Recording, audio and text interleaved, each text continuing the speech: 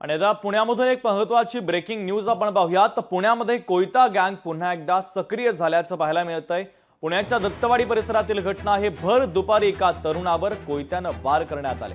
जुन्या वादातून कोयत्यानं वार केल्याची माहिती आहे। हल्ल्याची संपूर्ण घटना सीसीटीव्ही कॅमेऱ्यामध्ये कैद झाली। तर दत्तवाडी पोलिसांकडून आता आरोपींचा शोध हा सुरू करण्यात आलेला आहे।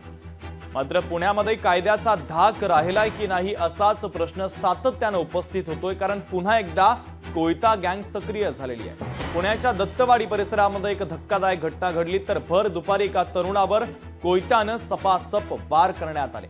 तर जुन्या वादातून कोयत्यानं हल्ला केल्याची प्राथमिक माहिती आहे। तर हल्ल्याची घटना सीसीटीव्ही कॅमेऱ्यामध्ये कैद झाली आहे। दत्तवाडी पोलिसांकडून आरोपींचा शोध सुरू आहे।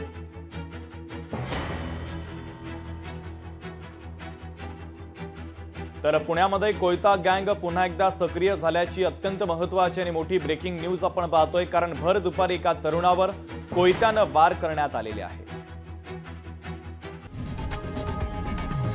लोकशाही मराठी ऐका, पहा, जागरूक रहा।